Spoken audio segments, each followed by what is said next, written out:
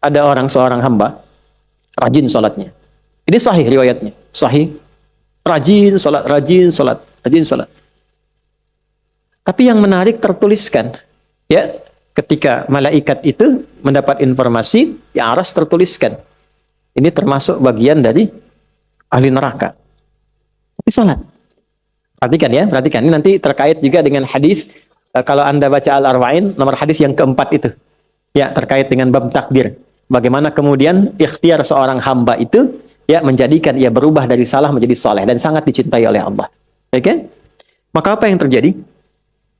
Bapak Ibu sekalian, tiba kemudian, si malaikat itu, ini kisah sahih yang sampai, lalu menyampaikan, kasihan pada orang ini, kok kelihatannya ibadah tapi tertulis ahli neraka.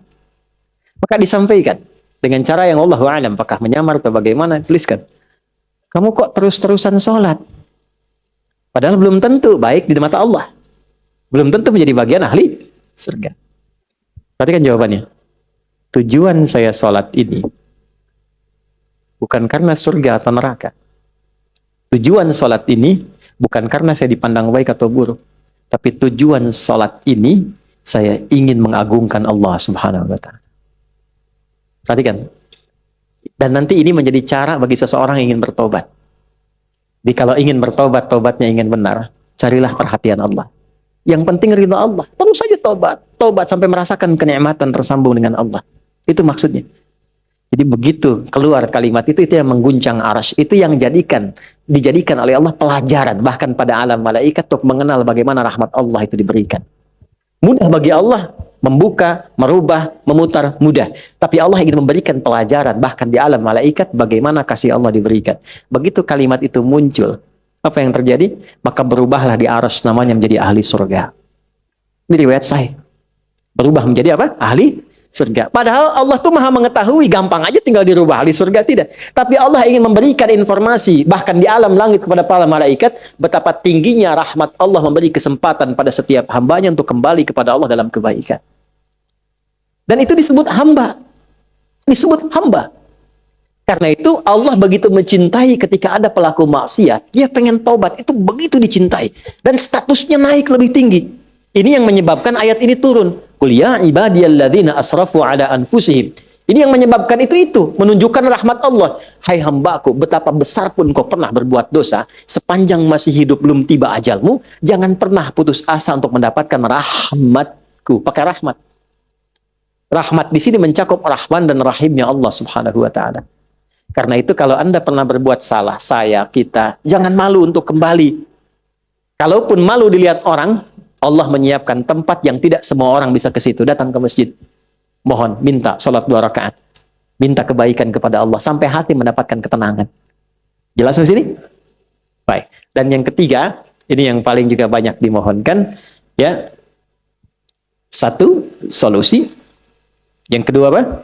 Ampunan dari dosa yang begitu melimpah, ya. Dan yang ketiga, rahmat yang ketiga, kasih sayang yang memudahkan jalan-jalan kehidupan dunia sampai akhirat.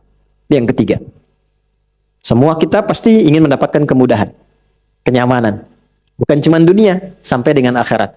Kasih Allah yang memberikan kemudahan dunia disebut dengan Rahman, kasih Allah yang memberikan kelapangan akhirat disebut dengan Rahim. Itu kita baca setiap hari. Bismillahirrahmanirrahim. Maka ketika masuk ke dalam masjid, mohonlah kepada Allah satu dari 3 kemuliaan ini. Kalau ustadznya belum datang, itu manfaat besar. Boleh jadi banyak permohonan, ayo lekatkan di situ, optimalkan. Dan di situ mungkin peluang terbesar untuk mendapatkan apa yang kita inginkan. Jadi, begitu Bapak Ibu mendapatkan 1 dari 3 itu, keutamaan bukan? Keutamaan bukan? Hah? Istimewa tidak? Dalam bahasa Arab, sesuatu yang istimewa, sesuatu yang utama disebut fadlun namanya. Makanya Sulaiman alaihissalam ketika dipuji karena hebatnya, istimewanya, bisa menaklukkan awan, ya kan? Sebelum Songgoku dan Songgohan dengan awan kintonnya itu yang fiksi, Nabi Sulaiman tuh betul-betul nyata. Tapi ketika dipuji apa yang beliau katakan? Hadza min fadli rabbi, fadlun. Itulah sebabnya kalau bisa jangan dulu keluar sampai merasakan rahmat Allah ada dalam diri kita. Begitu keluar, Anda keluar dengan kaki kiri dengan mengatakan Allahumma inni as'aluka min fadli. Ya Allah, Saya ke masjid seperti apa yang kau perintahkan, saya datang. Saya memohon seperti apa yang kau tunjukkan lewat Rasulmu, saya lakukan. Ya Allah, engkau minta ini, saya kerjakan. Engkau minta berdoa, saya doa. Kau minta alirkan air mata, aku alirkan. Maka mohon ya Allah, jangan biarkan aku keluar dari rumahmu ini, kecuali engkau kabulkan apa yang aku mohonkan, sesuai dengan janji yang engkau tetapkan sebagai kemuliaan darimu. Ya Allah, saya mohon kemuliaan darimu. Itu rahasianya, itulah doa. Nah, jadi kalau mau doa itu, jangan sekedar dibaca. Baca bagus, menjadi ibadah. Tapi yang paling penting, tahu isinya. Sehingga itu bisa merubah diri kita jadi lebih baik. Makanya beda rasanya. Antum kalau tahu makna segitu aja, itu Masya Allah dalam sekali. Keluar dari sini sudah beda rasanya. Dan yang paling penting, ini baru muqaddimah. Kita belum mulai. Belum mulai. Jangan nangis dulu, belum selesai. Belum mulai kita. Tapi kan enak gitu ngaji begini itu. Karena apa? Dapat sesuatu. Nah itulah Islam. Jadi Islam itu bukan salihun, tapi muslih. Bukan hanya sesuai dengan eranya, tapi memberi solusi dari setiap keadaan yang dilalui.